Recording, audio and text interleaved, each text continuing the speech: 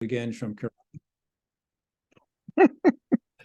Angela is going to discuss a multi-center randomized, double-blind, placebo-controlled, multiple ascending dose study to evaluate the impact of QurAlis 201 in ALS. Thanks for presenting, Angela. Please go ahead. Thank you, Bob. Great to see you. Good to see you. I am just getting my my slide show set up here. So apologize for the length of the title, and I'm really going to go over a study that it's in its early phases, and it's pretty exciting for all of us that's involved. It is using an antisense oligonucleotide. We've labeled it QRL201 in the treatment of sporadic ALS.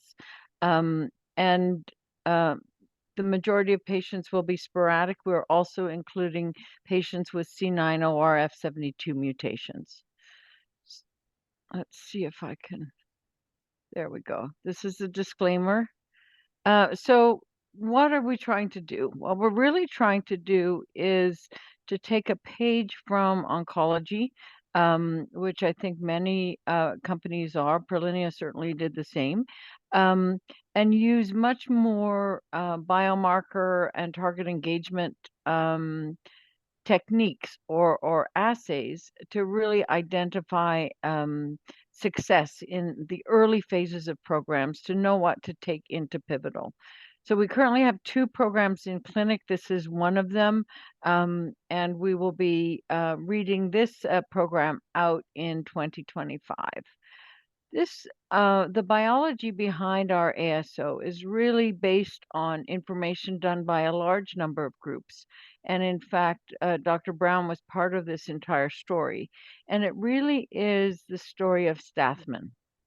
The original story is the observation by initially postmortem specimens of TDP-43 dysregulation, aggregation, and exit from the nucleus. And then over time, we began to understand that not only is TDP-43 aggregates occurring in the cytoplasm, but it's affecting the production of a number of key proteins.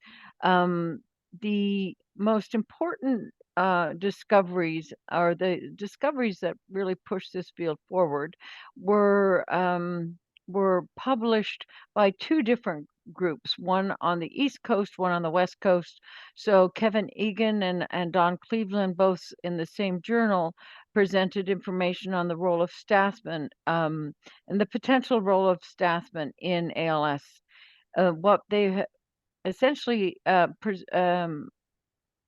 demonstrated was that in these diseased motor neurons, one of the proteins that is knocked down the earliest is Stathman. You get the appearance of cryptic Stathman and a significant drop in the presence of full-length Stathman in the presence of dysregulation of TDP-43.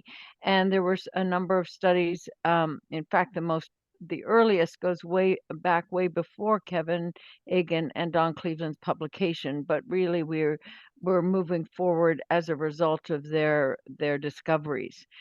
Since that time, Clotilde has done a tremendous amount of work on exactly where Stathman may be having its largest effect. And what we're observing is a very significant role of Stathman in the at the neuromuscular junction and the distal terminals of the motor neuron. So that's led to the development of this particular antisense oligonucleotide. The program is now running. It is a multi-center international placebo-controlled double-blind program. The program itself combines the single ascending dose, multi-ascending dose, and proof of concept components of a traditional drug development plan into one overarching study. The the ASO is delivered intrathecally, which is much like tofersen. And what we're really doing is looking at the effect of this ASO, not only clinically, but on a variety of biomarkers and outcome measures. The study, because it's first in human and it's first in patient, is primarily and overarchingly a safety and tolerability study. It is its role of this therapy is to increase the level of full-length stathmin to at least 80% of normal. And this, based on some preclinical work, this would support an improvement in the function of the motor neurons, and therefore, ultimately, we hope will translate into a stabilization at best, possibly more in patients receiving this ASO. So as I said, it's a safety and tolerability study first. It is currently enrolling. It's a study that has received approval in Canada, the UK, Belgium, the Netherlands, Germany, and Ireland. The first cohort, cohort 1, has actually completed, and the second cohort is now fully enrolled and has received their first couple of doses across the entire cohort in the countries listed. The plan is to eventually open this study in the U.S., and we're on track for that next step. The type of ASO, I think, is relevant. This is a splice switching ASO, so in that way, it is more similar to the structure and function of nusinersen than it is of tofersen. And because of this particular technology or this particular form of an antisense oligo therapy, it's able to correct the missplicing and restore full stathmin, as I said, to normal. The basic structure of the clinical trial is that it's an intrathecal injection. There are 3 loading doses. They occur on days 1, 15, and 29. There are 2 doses following monthly thereafter.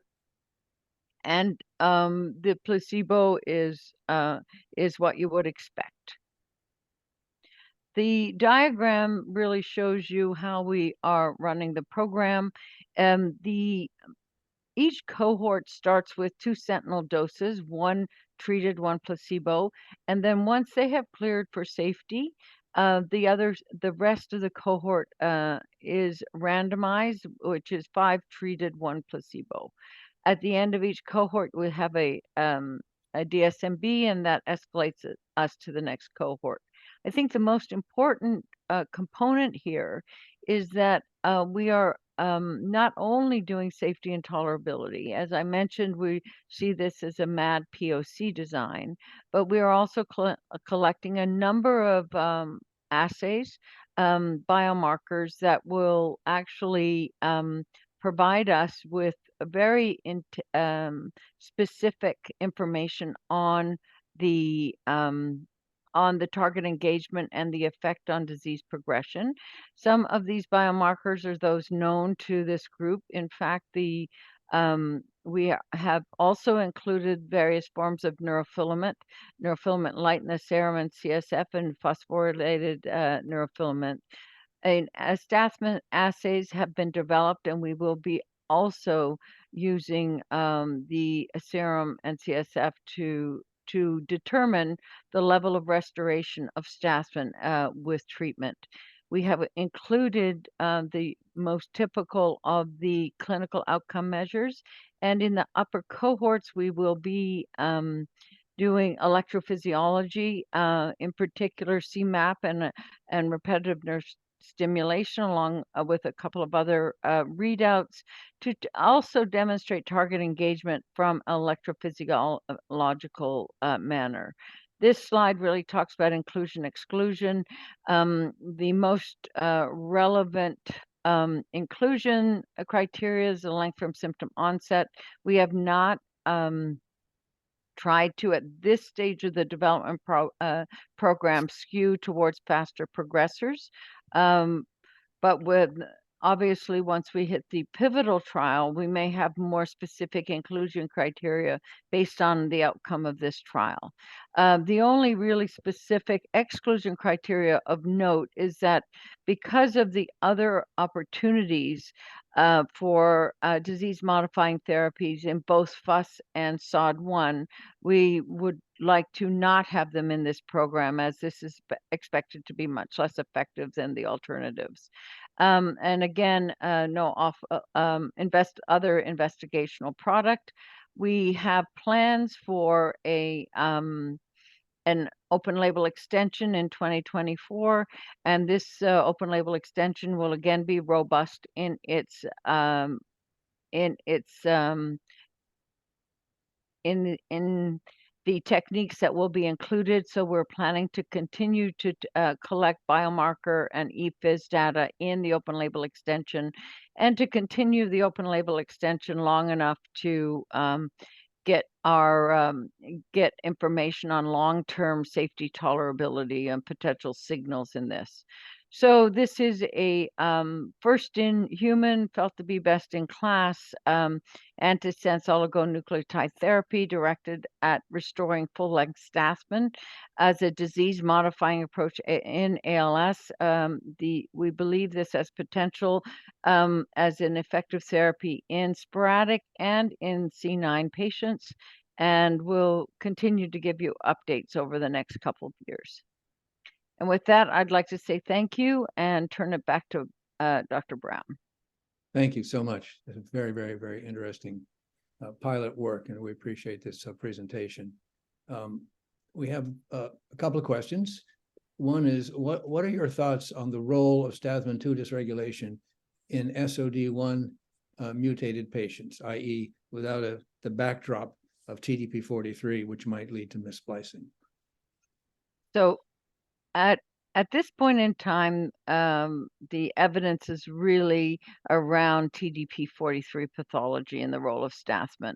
I think that there are patients that have been described that have both SOD1 and C9 mutations. Dr. Anderson has presented those out of Sweden. I don't know if anyone has seen them in North America. And so in those sorts of patients, you could argue, you could hypothesize that they could also respond. But I would direct patients with SOD1 into the more specific therapeutics directed at the SOD1, such as tofersen. Thank you.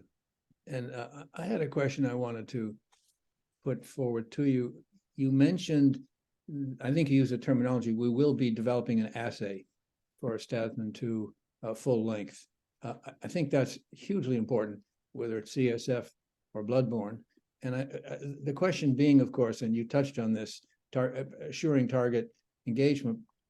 One of the issues that is related is, would it not be useful to pre-screen patients to make sure they had cryptic Stathmin-2, that they needed the full length? I mean, you could potentially wind up including patients who really weren't even in need of this therapy. That's a great question, Bob. We have two assays actually already developed. We're in the process of qualifying and validating them. One's an mRNA and one's a protein assay. The main reason for not including it at this juncture is in the safety and tolerability study, we want the broadest exposure of the ASO. If at the point that we start the pivotal, these assays are robust and they look for full length and not cryptic.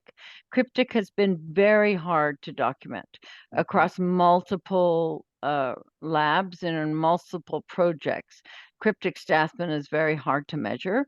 So the movement has been towards documenting an increase in full length Stathmin to at least 80%. And the 80% mark has actually been demonstrated in the preclinical space to be adequate for restoration of function of various models.